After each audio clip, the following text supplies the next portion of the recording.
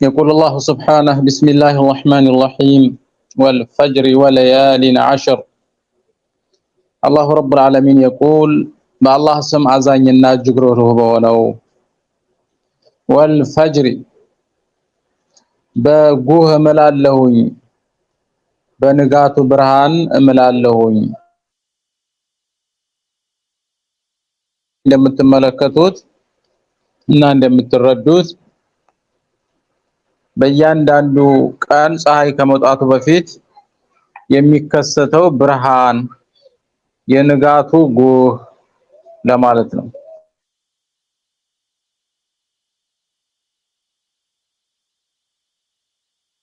የእያንዳንዱ ቀን ጉህ ወይም ደግሞ ንጋት ማለት ሳይሆን የተወሰኑና የተለዩ ቀናቶች ፈጅር ናቸው ለማለትም ፈጅሩ አወል يوم من المحرم ሙሐረም ከሚባለው ወር የመጀመሪያው ቀን ፈጅር ለማለት ነው።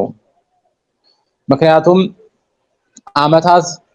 አመት የሚባለው የሚጀምረው አዲስ አመት የሚገባው በአረበኛ አቆጣጠር አንድ ብለን ወራቶችን መቁጠር የምንጀምረው ከሙሐረም ስለሆነ በሙሐረም ወር ላይ የመጀመሪያው ቀን ፈጅር ለማለት ነው። በሱ ምላለሁኝ ነው ያለ ያለው አላህ Subhanahu Wa Ta'ala ወይም ወልፈጅር ማለት ወሶላት الفجر ማለት ነው። በፈጅር ሶላት ይሁንብኝ እያለ ነው አላህ Subhanahu Wa Ta'ala ወለያሊ 10 በ10 ሌሊቶችም እምላለሁኝ በ10 ሌሊቶችም እምላለሁኝ አብዱላህ ኢብኑ አባስ እንደሚሉት ወለያሊ 10 10ዎቹ ሌሊቶች 10 ዚልሂጃ የዚልሂጃ 10 ቀናቶች ናቸው ተብሏል። ከዚህ በተለየም የረመዳን የመጨረሻዎቹ 10 ቀናቶች ናቸው። በሌላ መንገድ የሙሐረም የመጀመሪያዎቹ 10 ናቸው ለማለትም የደፈሩ ሌሎች ሙፈስሮች አሉ። والشفع والوتر والشفع በጥንዱም እምላለሁኝ ጥንድ በሆነ ነገር والوتر ነጠላ በሆነም ነገር እምላለሁኝ ነገራቶች በዚህ ምድር ላይ ወይም ሸፍዕ ናቸው አለያም ደግሞ ወትር ናቸው። አላህ Subhanahu Wa Ta'ala ጥንድ በሆነም ነጠላ በሆነም እምላለሁኝ ሲል ሸፍዕ ወትር በማለቱ ምንድነው የሻበት? ሙፈሲሮቹ ምን አሉ? اختلفوا في الشفع والوتر الشفع ጥንድ ማለት الخلق ፍጥረታቶች ናቸው። إذن أقسم بالخلق እንዳለን አላህ Subhanahu Wa Ta'ala በፈጠርኩት ፍጥረት እምላለሁኝ ያው ፍጥረት ብዙ ጊዜ ሸፍዕ ነው ጥንድ ነው። ወንድ አለ ሴት አለ መሬት አለ ሰማይ አለ ሌሊት አለ ቀን አለ ክረምት አለ በጋ አለ ፀሐይ አለ ጨረቃ አለ ውሃ ከዛ ወልወትር እንዲሁም በነጠላውም እምላለሁ ማለት ነጠላ በማለት የተሻበት እዚህ ቦታ ሁወል ኻሊቁ ሱራሱ አላህ Subhanahu Wa Ta'ala ነው። لأن الله سبحانه وتعالى يقول قل هو الله أحد አላህ አንድ ነው ይላል። አንድ ደግሞ የወትር የነጠላ ቁጥር መጀመሪያና መነሻ ነው። ስለዚህ አላህ Subhanahu Wa Ta'ala እዚህ ቦታ ላይ ወሸፍዕ ሲል በፍጥረታቶች ማለት ነው። ወልወትር ሲል ደግሞ በራሴ ብቸኛ አጋር የለሽ በሆንኩት ጌታ በኔው እምላለሁኝ ነው እያለ ያለው። ወለይሊ ኢዛ ያስሪ በሌሊትም እምላለሁኝ ሌሊቱ የሄደ ጊዜ ሌሊቱ ሲሄድ በሱ እምላለሁኝ ኢዛ የስሪ ኢዛ አድበራ ማለት ነው። በየሌሊቱ ሁሉ ሌሊት መጥቶ ጊዜውን ለቀኑ ክፍለ ጊዜ ተክቶ ይሄዳል። ስለዚህ በእነዚህ በሚፈራረቁ ሌሊቶች ማለት ነው። ሙጃሂድና ኢክሪማ እንዲሁም ሌሎች ሙፈሲሮች ደግሞ ወለይሊ ኢዛ የስሪ ማለት ለይለተል ሙዝደሊፋ ሁጃጆች ሙዝደሊፋ የሚያድሩበት ሌሊት አለ አይደለም ከአርደል አረፋ ተጉዘው ነገ ወደ ሚና ለመሄድ የሚያድሩበት ሌሊት እሱን ማለት ነው ብለዋል። هل في ذلك قسم لذي حجر الى الله سبحانه وتعالى በስንት ነገር ማለት በፈጅር وليال عشر ሁለት والشفع 3 والوتر 4 والليل اذا يسر 5 በአምስት ነገራቶች ማለት ከዛም ምን ይላል هل في ذلك قسم لذي حجر በዚህ መሐላ አሁን በተዘከረው አላህ በማለባቸው አምስት ማላዎች ذي حجر ለአእምሮ ባለቤቶች ታላቅ ማላ የለበትምን ይላል ከዚያ ማስከተሉ አላህ Subhanahu Wa Ta'ala የቀሰሙን ጀዋብ ሳይዘክር ወደ ሌላ ርዕስ ይገባል ቀሰሙ ጀዋብ ምንድነው ኢነ ረበከ ለቢል ሚርሷድ ይላል ወደፊት በፈጅርም ይሆንብኝ ወለያሊን አሽር ወሸፍዕ ወልወትር ወለይሊ ኢዛ የስር በእነዚህ ሁሉ ይሆንብኝ አንድ ነገር አስረግጬ ልንገራቸው እሱ ምንድነው ኢነ ረበከ ለቢል ሚርሷድ ጌታ በመጠባበቅ ላይ ነው ያለው የምሰሩትን ስራ ሁሉን ነገር ያውቃል ነው ነገር ግን በይነል ቀሰሚ ወጀዋቢል ቀሰም በቀሰሙ በማላውና በጀዋብል ቀሰሙ ማከል ጁምላ ሙዕተሪድ አለ እሱ ምንድነው አለም ተረ ከይፈ ፈዓለ ረቡከና ቀጣዮቹ ሐሳቦች ማለት ነው ከዚያም አላህ Subhanahu Wa Ta'ala ካለፉ ኡማዎች ካለፉ ህዝቦች ከአላህ Subhanahu Wa Ta'ala ጋራ በነበራቸው የሻከረ ግንኙነት የተላኩላቸው ነብያቶች መመሪያና ትዕዛዝ ባለመቀበላቸው በፈጸሟቸው ግፍና ትላልቅ ወንጀሎች የደረሰባቸውን የአላህ Subhanahu Wa Ta'ala ቁጣ እንዲሁም ፍጻሜያቸውን በማንሳት ቁርአን ሲወርድ የነበሩ ከሃዲያን ከዚያ በኋላ በየጊዜው የሚከሰቱትም ይማሩበት ዘንዳ ታሪካቸውን ያነሳል ምን ይላል አለም ተራ كيف فعل ربك بعاد ጌታ በአዲ እንዴት እንደሰራ አታውቅምን ያ መሐመድ ይላል አለም ተራ አታውቅምን كيف فعل ربك ጌታ እንዴት እንደሰራ ቢአዲን አድ በሚባሉ ህዝቦች ላይ እንዴት እንዳደረጋቸው አታውቅምን ይላል ከዛም እነዚህ አድ የሚባሉ ህዝቦች ሌላ ማንነትና መታወቂያ መገለጫ አላቸው እሱን ያነሳል ይቆል ኢራማ ذات العماد ኢራሞችን ذات العماد የባለ ረጃጅም አዕማድ ወይም ደግሞ ወጋግራ ባለቤት ይሆኑ ይላል ኢማድ ብሎ ማለት አዕማድ ወይም ደግሞ ምሰሶ ወጋግራ እንደማለት ነው ኢራማ በደሉን ሚን አድ ለሚለው ለፍዝ በደል ነው ስለዚህ አለም ተራ كيف فعل ربك بإرم ذات الإماد እንዳለ ነው አድ የሚለው ቦታ ላይ ኢራምን ተክታችሁ በዛ መልኩ መረዳት ይቻላል ማለት ነው በደል ስለሆነ አድ የሚባሉት የነብዩላህ ሁዲ ህዝቦችና ተከታዮች የነበሩ ሲሆን በጣም ወንጀል ሲያበዙና ኩፍራቸው ድንበር ሲያልፍ አላህ Subhanahu Wa Ta'ala ተቆጥቶ እንዳልነበሩ ያደረጋቸው ህዝቦች ናቸው አላህ Subhanahu Wa Ta'ala ሲቆጣ በንፋስ በጉልበታቸው ሲመኩ ባልጠበቁት ባላሰቡት ባልገመቱበት መንገድ በንፋስ ያጠፋቸው እስበሳቸው ያጋጨ ግዙፍ ሰውነታቸውን እንዳልነበረ ያደረጋቸው ህዝቦች ናቸው መዛቲል ዒማድ የረጃጅም አዕማድ ባለቤት የሆኑት ኢራሞችን አላህ እንዴት እንዳደረጋቸው ይላል ኢራም ብሎ ማለት አንድም የጎሳ ስም ነው ጎሳው ይጠራበት የነበረበት የአያቶቻቸው ስም ነው በሌላ መንገድ ደግሞ ኢራም ብሎ ማለት እነሱ ልዩ በሆነ መንገድ ገንብተዋት የነበረች ሀገር ከተማቸው ነች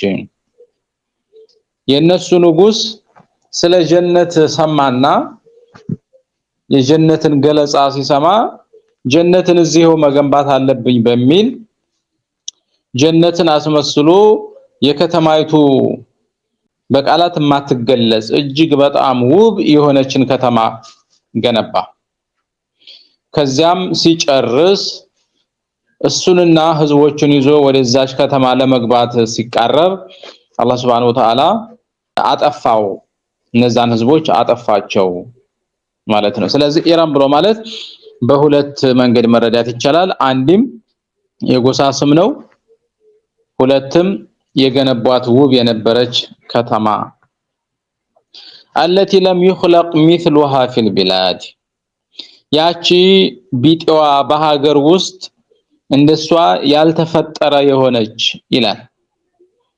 التي ያቺ لم يخلق مثلها አምሳያዋ ያልተፈጠረ የሆነ في البلاد በሀገራት ውስጥ ኢራምን ለሀገርና ለከተማቸው ካደረግን ያቺ የገነቧት ከተማ እጅግ ውብና ከዚያም በኋላ የሷ ቢጤና አምሳያ በዚህ ምድር ላይ ያልተገነባች ሆነች ማለት ነው። ኢራምን ለጎሳ ስም ካደረግነው التي ያቺ ኢራም ማለትም ያቺ ጎሳና ያቺ ማህበረሰብ ለም ይخلق مثلها في البلاد በሀገራት ውስጥ የሷ ቢጤ ያልተخለቀ የሆነ ማለት በጉልበት በአቅማቸው በነበራቸው ተክለ ሰውነት ቁመና እነሱን የሚመስል ጉልበተኛ አላህ Subhanahu Wa Ta'ala የነሱን አምሳያና ቢጤ ያልፈጠረ የሆነ ማለት ነው። وثمود الذين جابوا الصخر بالواد እንዲሁም የሰሙዶች ታሪክ አልደረሰህም አታቀመነ ነው የሚለው። ጃቡ الصخر ቋጥኝን የቆረጡ አይቀጣው ቢልዋድ በሸለቆ ውስጥ ይላል። ሰሙድ የሚባለው ቀቢላ ወይም ደግሞ ማህበረሰብ ደግሞ የነብዩላህ ሷሊህ አለይሂ ሰላቱ ወሰላም ህዝቦች ወይ ኡማዎች ሲሆኑ እነሱ ደግሞ በልማትና በቤት ግንባታ የተለከፉ በጣም መገንባት የሚፈልጉ የሚወዱ አላህ Subhanahu Wa Ta'ala ጥበቡን የሰጣቸው ኃይለኛ ጉልበት ያላቸው ህዝቦች ነበሩ። ቤቶቻቸውን ከተሞቻቸውን በድንጋይ ከድንጋይ ብቻ ይሰሩ እንደነበሩ አላህ Subhanahu Wa Ta'ala እዚህ ቦታ ላይ እየጠቀሰ ነው። በሌላ ቦታም በተደጋጋሚ ተነግሯል።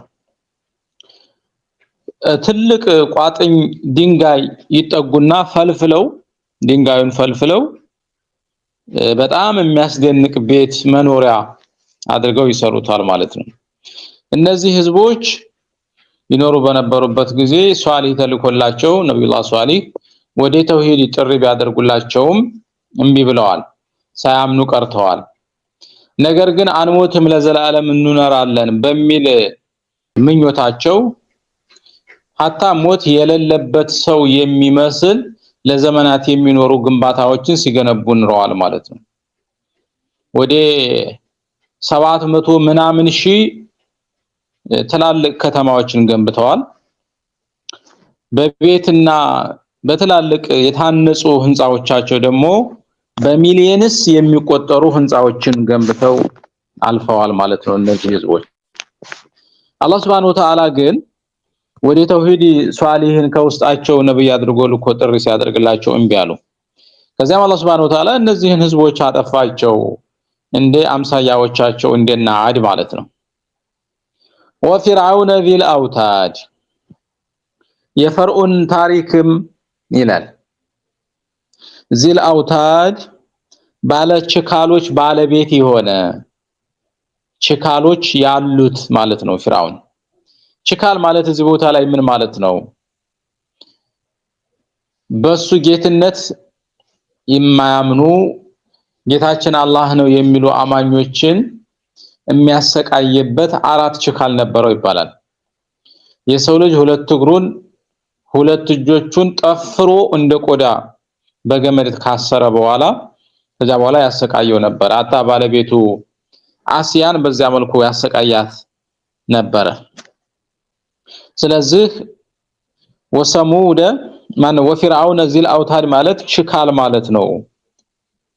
በሌላ መንገድ ደግሞ ስልጣኑን ማስጠበቂያ ግዙፍ ሰራዊት የነበረው ማለት ነው። ذل አውታድ ማለት ስልጣኑን የሚያስጠብቅበት የሚቀለቡ የታጠቁ ብዙ ሰራዊቶች የነበሩት ማለት ነው። አላህ Subhanahu Wa Ta'ala ነብዩላህ ሙሳን አለይሂ ሰላም ከወንድማቸው ሃሩን ጋራ ጌታችንን አላህን እናምልክ የእስራኤል ልጆችንም ልቀቃቸው ነፃ አድርጋቸው ከባርነት ልቀቅ ብለው ነብይ ተደርገው ቢላኩም አልቀበልም ብሎ አነ ረብኩም አልአላ ማ علمت لكم من اله غيري በሚል ድፍረቱ አላህ Subhanahu Wa Ta'ala በባህር ውስጥ አግርቆ ያጠፋው ግለሰብ ነው። እነዚህ ታሪኮች በተለያዩ ቦታ በሰፊው ቁርአን ተርኳቸዋል። ለረሱላህ ሰለላሁ ዐለይሂ ወሰለም ይሄንን ታሪክ አታቀምን ማለቱ ያንተ ጊዜ በአካባቢህ በጊዜ እየኖሩ ያሉ ከሃዲያን መጨረሻቸውና ፍጻሜያቸው ድሉ የበላይነቱ የመጨረሻው አቂባ ያንተ ነው ሶብር አድርግ እናንተ ደግሞ መሰሎቻችሁ ያጋጠማቸውን ከታሪክ በመማር ተመለሱ የሚል ትምህርትም ለነሱ አለው ማለት ነው። الذين طغوا في البلاد እነዚያ በአገሮች ላይ ወሰን ያለፉ እነዚህ ዓድ ሰሙድ ፊርዓውን እነዚህ ይኖሩ በነበሩበት ሀገር ውስጥ አላህ Subhanahu Wa Ta'ala ያስቀመጠውን ወሰን ያለፉ ናቸው። فاكثروا فيها الفساد በምድር ላይ ብልሽትን አበዙ ምድርን አበላሿት በወንጀል ይላል። መጨረሻቸው ምን ሆነ? فصب عليهم ربك صوت عذاب ጌታህ በእነሱ ላይ የቅጣትን አለንጋ ጨመረባቸው ይላል። ሶብ ብሎ ማለት በኃይልና በጉልበት ከላይ ወደታች የሚጨመር ነገር ነው። فصب عليهم በእነሱ ላይ ጨመረባቸው ረቡከ ጌታ ሰውጥ عذاب የቅጣትን አለንጋ ይላል። መጨረሻቸው ጥፋት ሆነ ተጠፉ።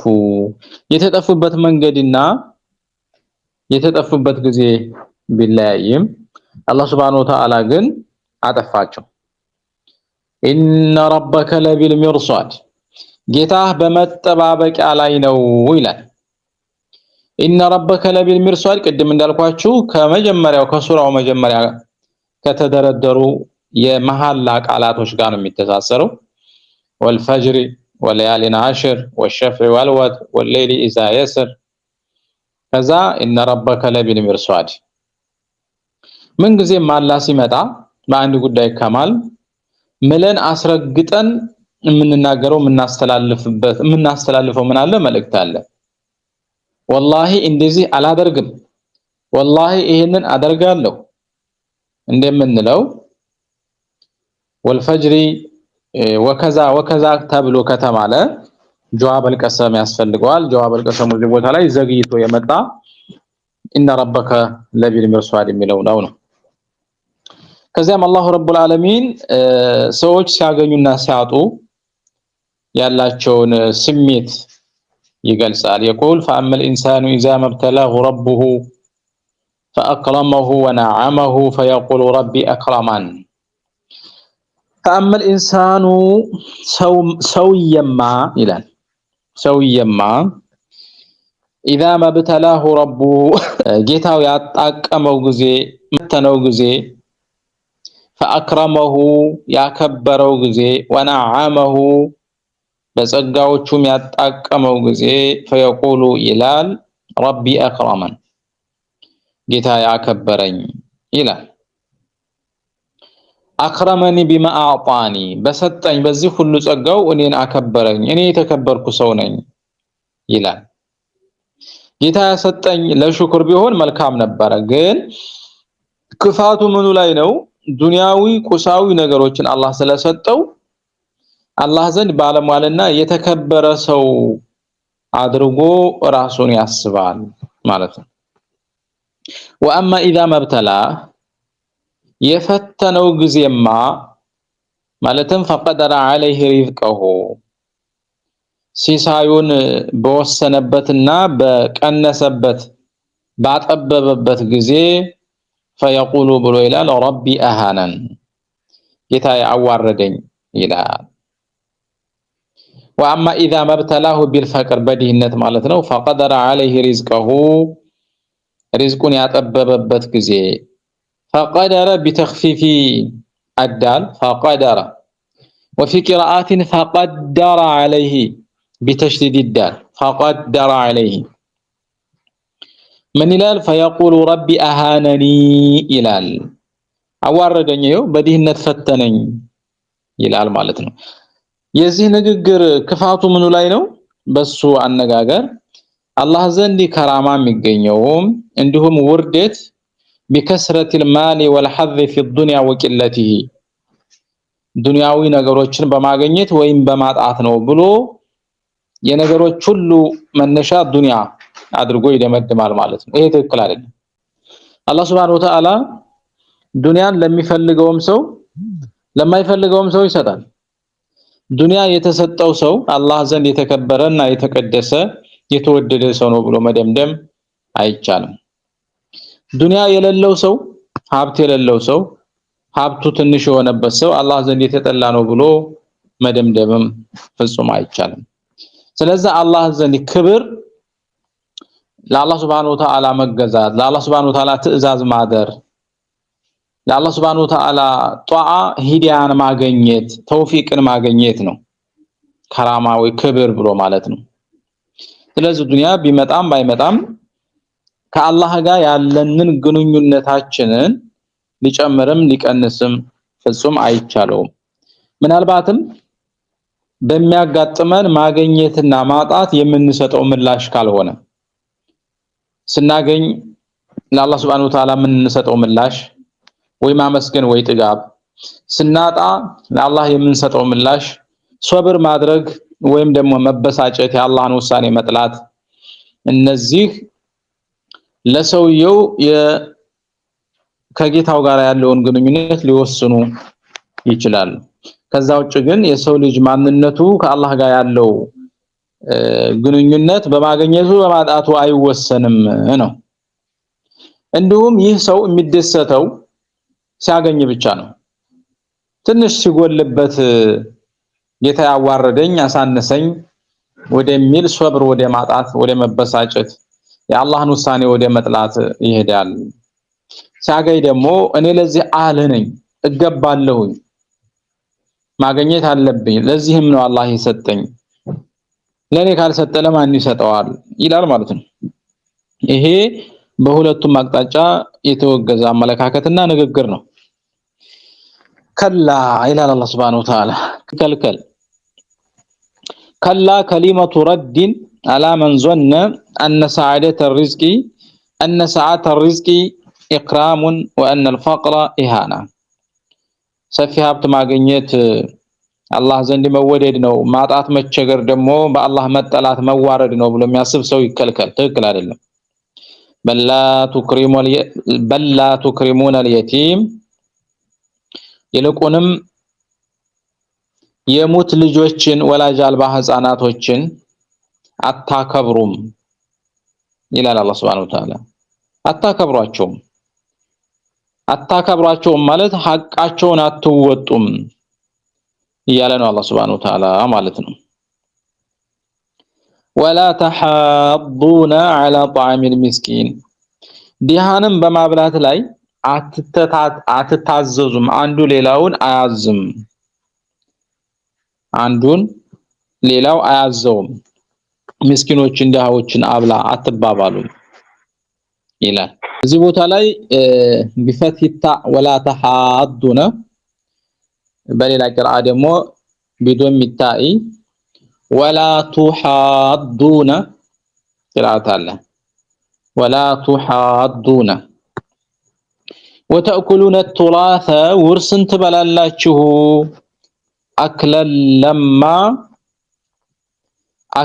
لما ብዙ መብላትን ይላል አክለን ከثيرا ማለት ነው ገንዘብን ውርስን ትበላላችሁ ይሄ እንግዲህ ወላጅ አልባ የሆኑ ህፃናቶች ግመል ለመጋለብ ጥላትን ለመከላከል እስካልደረሱ ድረስ ገንዘብን አይሰጧቸውም አያስወርሷቸውም ነበር ሴቶች አይወርሱም በሚል የውርስ ገንዘባቸውን ነጥቀው ይበሉባቸው ነበር ይሄ የአረቡ የመካ ማህበረሰብ ዓዴትና ተለምዷቸው ክፉ ስነ ምግባራቸው ነበር።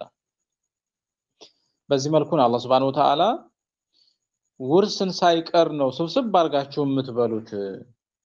وتحبون المال حبا جما ገንዘብንም ተወዳላችሁ حبا جما ብዙ መውደድን በጣም ገንዘብ ተወዳላችሁ ይላል። كلا إذا دكت الأرض دكا دكا كلا ተከልከሉ እንደዚህ ማድረግ ፍጹም አይገባችሁም። إذا دكت الأرض መሬት የተሰባበረች ጊዜ ደከን ደካ ደግማ መሰባበርን ይላል።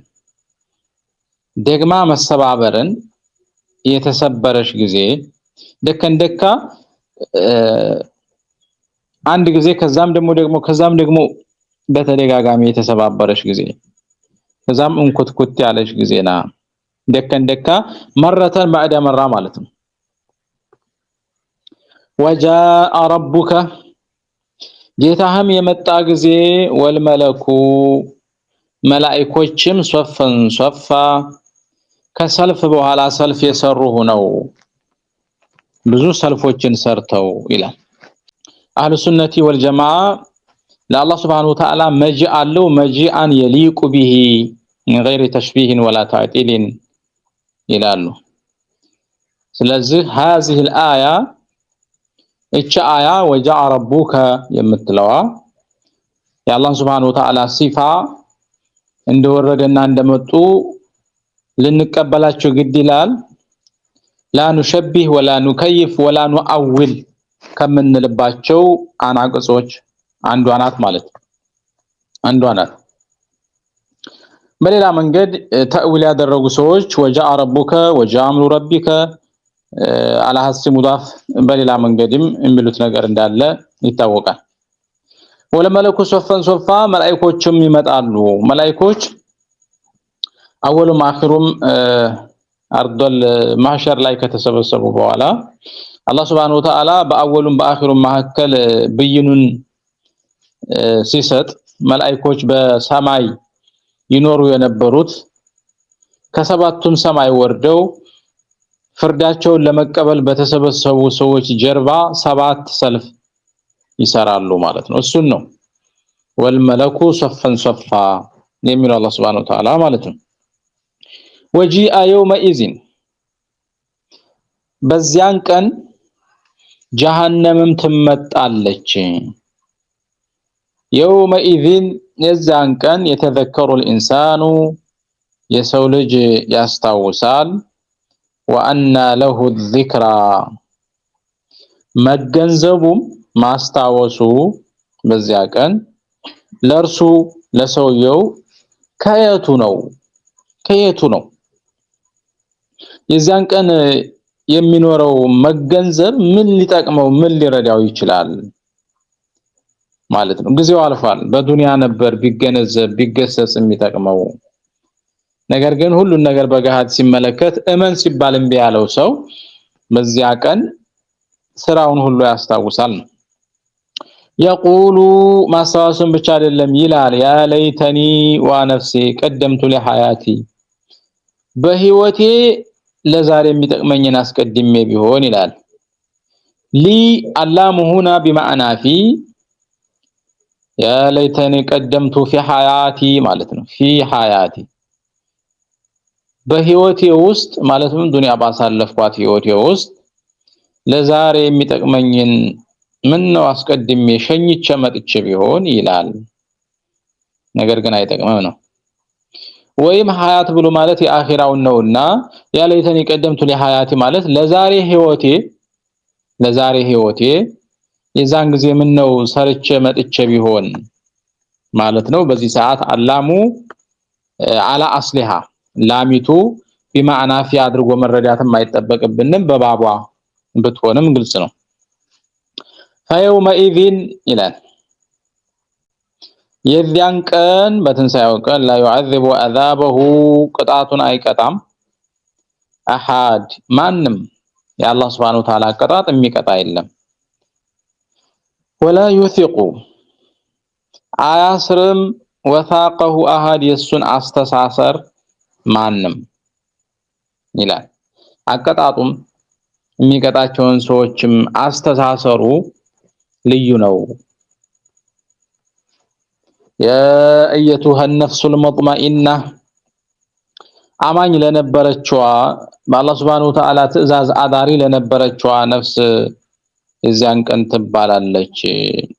ያ አየቱሃ ነፍስ አንቺ ነፍስ አልሙጥመኢና ለጌታዋ ያደረችና እርካታ የነበረች ማለትም ለትእዛዙ ረክተሽ የኖርሽ ነፍስ ሆይ ትባላለች። ኢርጂዒ ኢላ ረቢኪ ወደ ጌታሽ ተመለሺ ራዲየተን የድሽና የተደሰትሽ ስትሆኝ ራዲያ እስመል ፋኢል ነው። መርዲየተን አንቺ ከሰራሽው ከፈጸምሽው ስራሽ ደግሞ ጌታሽ የወደደልሽ ስትሆኝ ረዲየላሁ ተዓላ ዐንሁም ወረዱ ዐንሁ እንደሚለው ሌላ ቦታ ላይ አላህ በሰራሽው ስራ የሚሰጥሽን ምንዳና ወረታ በደስታ አነሰኝ ቀረኝ ሳትይ ተደስተሽ አላህም ደግሞ ባንቺ ደስተኛና የሰራሽውን ሁሉ የወደደልሽ ስትሆኝ ወደ ጌታሽ ተመለሽ ትባላለች ማለት ነው። መች ነው ይሄንን የምትባለው?